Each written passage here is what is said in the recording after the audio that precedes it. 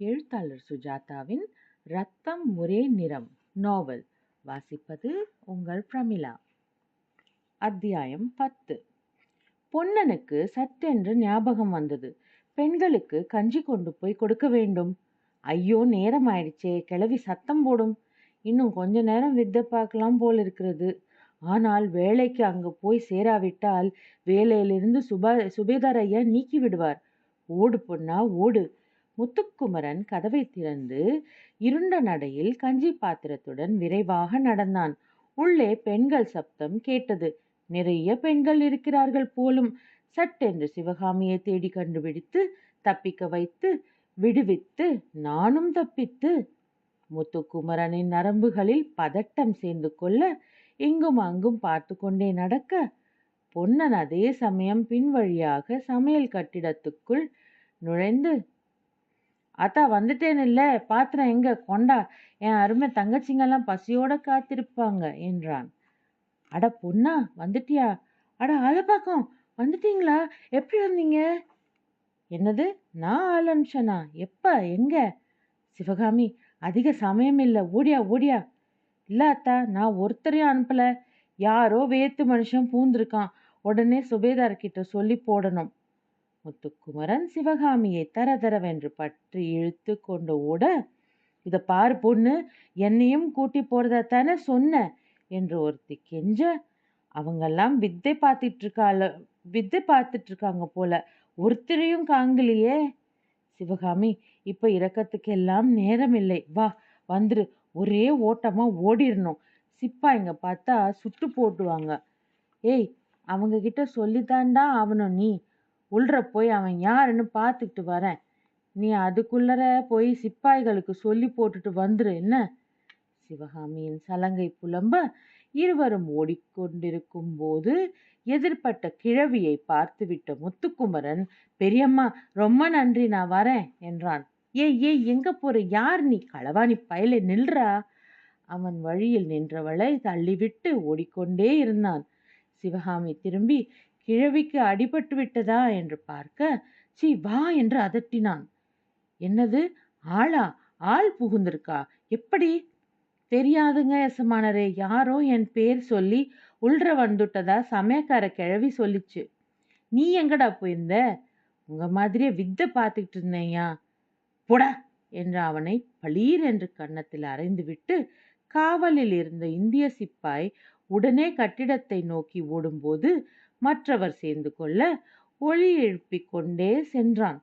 ஓரத்தில் இருந்த வெங்கல எச்சரிக்கை மணியை ஒருவன் அடிக்க, வித்தை பார்த்து கொண்டிருந்த அத்தனை பேரும் வேடிக்கையை துறந்து அந்த கட்டிடத்தின் பால் ஓடினார்கள்.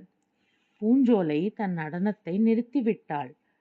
முத்துக்குமரன் சிவகாமியை இடுப்பு பிடித்து தூக்கிவிட, அவள் சட்டென்று ஒரே தாவலில் மரக்கிளையை பிடித்து கொண்டு ஊஞ்சலாடி சுவரை தாவி வெளியே சுதந்திர பிரதேசத்தில் விழுந்து உடனே எழுந்திருந்து முத்துக்குமரன் சுவருக்கு மேல் தோன்ற காத்திருந்தாள். சிவகாமி, ஓடிரு, ஓடி போயிரு, அக்கா அப்புறம் வரும், ஓடு, ஓடியே போயிரு என்று முத்துக்குமரனின் குரல் கேட்டது. முத்துக்குமரன் பாதி சுவர் ஏறி வலது காலை வைத்து விட்டான்.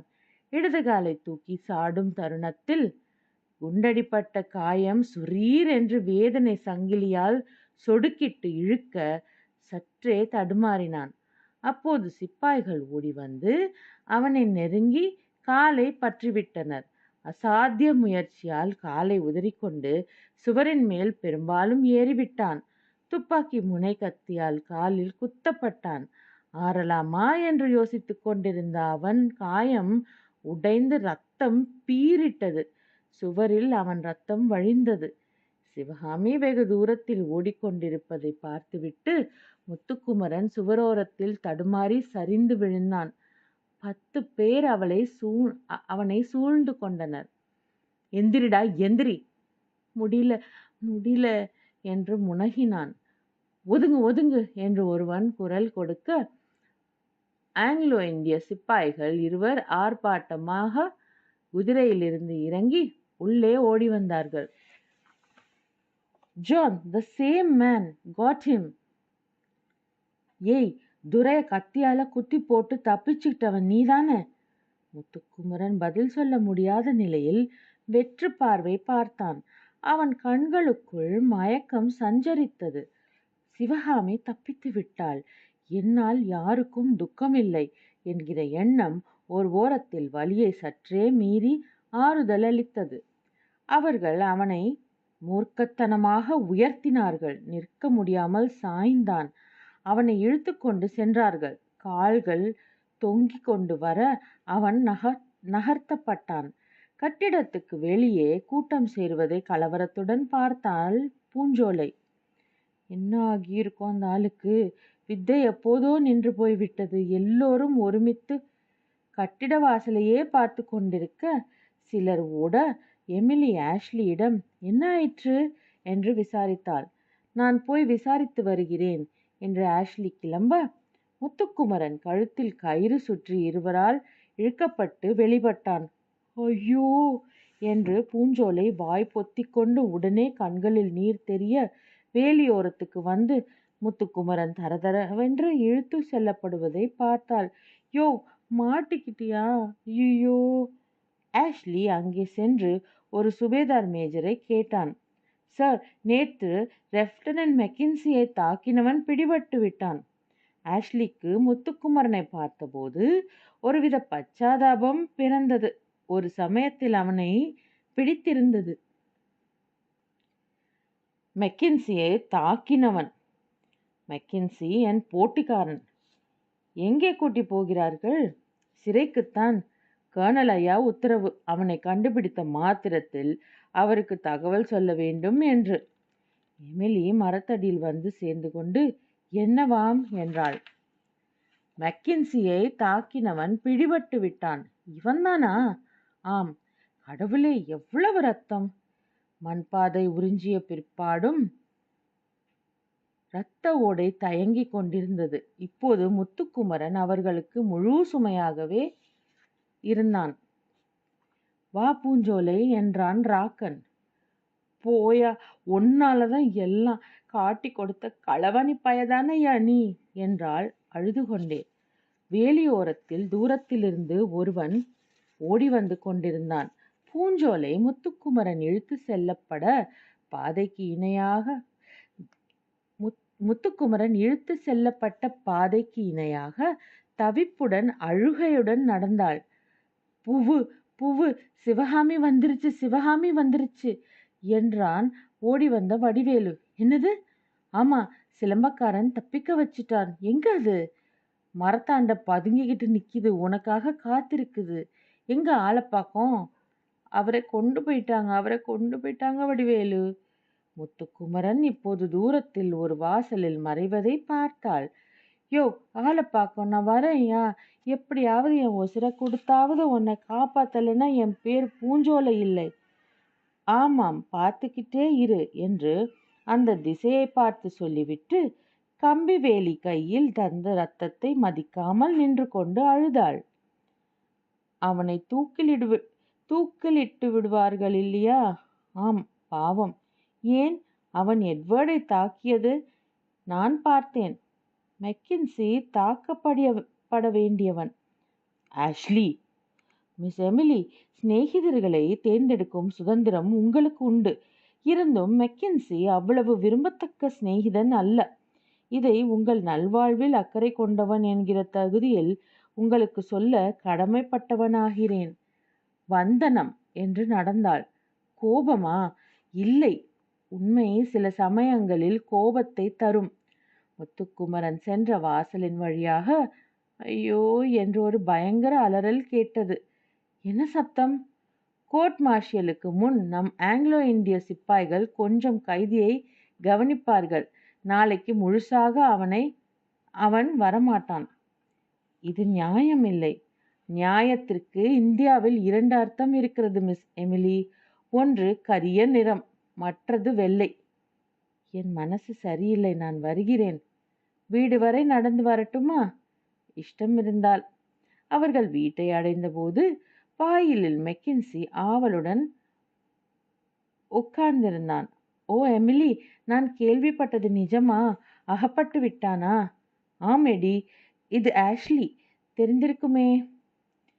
மெக்கின்சி ஒரு கணம் ஆஷ்லியை அலட்சியமாய் பார்த்து, அவன் அகப்பட்டு விட்டானாம். உடனே அங்கே போக என் உள்ளமெல்லாம் துடிக்கிறது.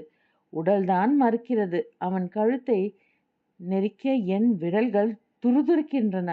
அப்படியே அவனை அங்கம் அங்கமாக கிழித்து மெல்ல நிதானமாக 3 நாள் துடிக்க வைத்து சாகடிக்க வேண்டும். ஆஷ்லியும் எமிலியும் ஒரு முறை பார்த்து கொண்டார்கள். எமிலி உடனே ஜன்னலுக்கு வெளியே பார்த்தாள். ஏய் ஆஷ்லி, கர்னல் நீலுக்கு தகவல் போய்விட்டதா பார். கோர்ட் மார்ஷலுக்கு ஏற்பாடு செய்ய வேண்டும். ஆஷ்லி சற்று தயக்கத்துடன், மிஸ் எமிலி, நான் வரட்டுமா? மறுபடி சந்திக்கலாம் என்றான். மெக்கின்சி அவனை பார்த்து, இதோ பார் ஆஷ்லி, நீ இனி இவளை சந்திக்க வேண்டிய அவசியமில்லை. எமிலி, இவனிடம் சொல்லிவிட்டாயல்லவா நானும் நீயும் கல்யாணம் செய்து கொள்ளப் போகிறோம் என்பதை? என்ன என்றாள் எமிலி ஆச்சரியத்துடன். ஆம், இதோ பார் லெப்டினன்ட், இனி இவளுடன் நீ பேசுவதையோ சிநேகிப்பதையோ நான் விரும்பப் போவதில்லை. உனக்கு பெண் துணை வேண்டும் என்றால் கருப்பு பட்டணத்திற்கு போ. ஒரு ராத்திரிக்கு 4 அணா போதும். எடி என்று அதட்டினாள் எமிலி. ஆஷ்லி புண்பட்டவன் போல் ஏதும் பேசாமல் புறப்பட்டு செல்ல, எமிலி, எடி, நீ சில சமயம் மிகவும் கொடூரமாக நடந்து கொள்கிறாய். உன்னை கல்யாணம் பண்ணி கொள்வதாக யார் சொன்னது? யாரும் சொல்ல வேண்டாம் பெண்ணே, தீர்மானித்தாயிற்று. யார்? நான் தான். என் சம்மதம்? உன்னுடைய சம்மதம் கிடைக்காவிட்டால் கிடைக்குமாறு செய்துவிடலாம். வேறு ஒருத்தனும் உன்னை அண்ட முடியாதபடி செய்துவிட்டால் போகிறது. எடி, நீ பேசுவது நன்றாக இல்லை. எனக்கு பேச்சு தெரியாது, செயல்தான் எல்லாம். அந்த கருப்பு பன்றி மட்டும் நேற்று முன்தினம் குறுக்கிட்டுராவிட்டால் என் செயல்களின் சிறப்பை உன் உடலில் கத்தி குத்தினது போல் இன்னும் உணர்ந்து கொண்டிருப்பாய். எமிலியின் கன்னங்கள் கோபத்தில் சிவந்து பேசாமல் விருட்டென்று உள்ளே சென்றாள். மெக்கின்சி சிரித்துக்கொண்டே தன் கையை கட்டுப்படுத்தியிருந்த துணி ஊஞ்சலை தொட்டு பார்த்து கொண்டான். ஒரு கை இருக்கிறது பத்திரமாக, அது போதும். நாளைக்கு வழக்கு, கைது என்று எல்லாம் அதிகாரப்பூர்வமாக ஆகிவிடும். அப்புறம் அந்த கருப்பனை விசாரித்து தூக்கில் தொங்க விட்டு விடுவார்கள். மெக்கின்சிக்கு அதில் அதிக திருப்தி இல்லை. தனியாக நேருக்கு நேர் அவனை சிறையில் போய் பார்த்து, அவன் என் கழுத்தருகே வெட்டினதுக்கு எதிர்வெட்டு கொடுக்க வேண்டாமா? இன்று இரவுக்குள் அவனை போய் பார்த்தே ஆக வேண்டும். மெக்கின்சி உள்ளே சென்று சுவரில் மாட்டி இருந்த சவுக்கை எடுத்து ஒரு தடவை உதறி பார்த்து கொண்டான். ஜார்ஜ், ஜார்ஜ் என்று கூப்பிட்டான். என்ன என்று கேப்டன் ஜார்ஜ் ட்ரெவரின் குரல் கேட்க, உன் சவுக்கை சற்று எடுத்துக்கொண்டு போகிறேன். நாளை திருப்பி தந்து விடுகிறேன். எங்கே போகிறாய்? என் இந்திய நண்பனை சந்திக்க. இத்துடன் 10வது அத்தியாயம் நிறைவடைகிறது. நாளை 11வது அத்தியாயத்தில் சந்திப்போம். வணக்கம்.